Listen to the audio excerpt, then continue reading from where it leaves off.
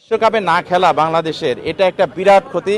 আমরা এটা খেলতে পারতাম যদি বাংলাদেশের এক মোস্তাফিজের ভর নিতে পারছে না আইসিসি।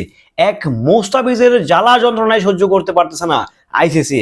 এক মোস্তাফিজের নিষেধাজ্ঞায় যেন আইসিসির তলপি তালপা পাটি বোটা ছালা চোলা লইয়া গুছায়া রীতিমতো দুবাইয়ের দিকে রওনা দিচ্ছে এক মোস্তাফিজের ঝড়ে। আরো তো 10জন প্লেয়ার আছে, তাদের ঝড়ে তোরা কই যাবি বেটা? এক মোস্তাফিজকে বয়কট করা নিয়ে রীতিমতো আইসিসির পিছিয়ে এখন লকড হয়ে গেছে।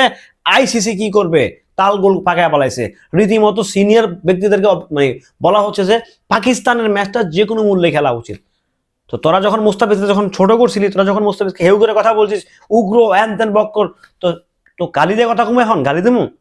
শহরের বাচ্চাগুলো তখন দেওয়া ক্ষতিগুলো হইব কিনা? হ্যালো এভরিওয়ান, শিমুল আছি আপনাদের সঙ্গে। কেমন আছেন সবাই? আশা করি সবাই খুব ভালো আছেন।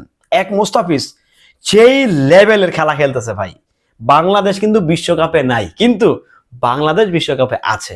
বাংলাদেশ এসে এবার চরম খেলাটা দেখাচ্ছে আইসিসি টি-20 ওয়ার্ল্ড কাপে। রীতিমতো এক মুস্তাফিজকে কেন্দ্র করে দেখেন, আমাদের ভিতরে দেশপ্রেমটা দেখেন। এক মুস্তাফিজকে কেন্দ্র করে টোটাল খেলাটা আমরা বয়কট করে দিছি। আর আমাদের পাশের প্রতি দেশ যে বলে কেন আসলো না, কেন আসবে না, আরে ভাই আপনারা এক মুস্তাফিজের নিরাপত্তা দিতে পারতেছেন না। এক মুস্তাফিজকে আপনারা তো ভয় পান। তো যখন টোটাল টিম যাবে, আপনারা যে আক্রমণ চালাবেন না, আপনারা যে ওখানে কিছু করে বসবেন না, তার কি কোনো নিশ্চয়তা আছে? তার কোনো এনশিওর, তাদের কোনো সিকিউরিটি, তাদের কোনো গ্যারান্টি আপনার কাছে আছে? আমাদের দেশের বিভিন্ন যারা হচ্ছে বিভিন্ন, যেমন টাইগারের একটা ইয়ে থাকে, স্পন্সর তারা করে থাকেন, তাদের টাইগারের সাথে তাকে হচ্ছে আপনারা মারেন। নির্লজ্জ পার্টি আপনারা, নির্লজ্জ বেহা পার্টি আপনারা, ছেঁচড়া জানে গুণানকার তোরা। ঠিক আছে, সো এক মুস্তাফিজ যেভাবে আইসিসিকে কান ধরে উঠবোস করাচ্ছে, আমার যেটা মনে হয় আইসিসি তার জন্ম নেওয়ার পর থেকে এখন পর্যন্ত সেই শিক্ষাটা যে শিক্ষাটা মুস্তাফিজকে দিয়েছে হওয়া উচিত ভাই। এদের শিক্ষা হওয়া উচিত। আমার যেটা মনে হয় আইসিসির চরম শিক্ষা হওয়া উচিত, কারণ এরা একটা দেশের পা চাটতেছে। আইসিসি হচ্ছে ইন্টারন্যাশনাল ফেয়ার ক্রিকেট কাউন্সিল হওয়া উচিত, ফেয়ার।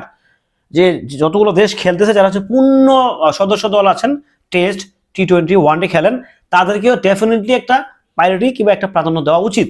বাট না, একটা দেশকে প্রাধান্য দিতে গিয়ে যা যা করা দরকার, যেখানে চাটা উচিত, গু খাইলে গু খাওয়া উচিত, সেখানে আইসিসি গু খাবে, কিন্তু ওই দেশটাকে প্রায়োরিটি দিবে, ওই দেশটাকে প্রাধান্য দিবে। আরো যে 14-15টা দেশ খেলতেছে, ডাজন্ট ম্যাটার, টাইম নেই।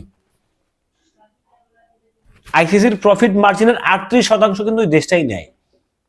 তারা আবার দেয়ও, নেয়ও। বাট আমার কথা হচ্ছে, বাংলাদেশ কি দেয় না? বাংলাদেশ কি নেয় না?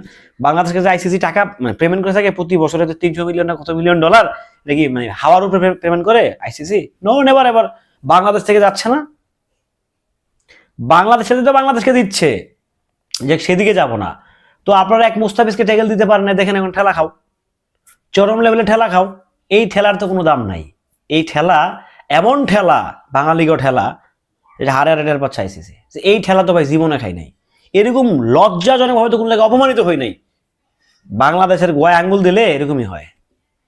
আমাদের কাছে হয়তো অস্ত্র নাই যুদ্ধ করার মতো, কিন্তু আমাদের মনই একটা অস্ত্র। আমরা যখন একটা স্লোগান দিব, মানে আশেপাশে যখন যদি 5 কোটি মানুষ থাকে না, দৌড়ের উপরে থাকবো। বাংলাদেশে যদি 5 জন থাকবো, দৌড়ের উপরে থাকবো, সব এক স্লোগানেই। ঠিক আছে, আমরা কারো গণি না, আমরা সেই জাতি।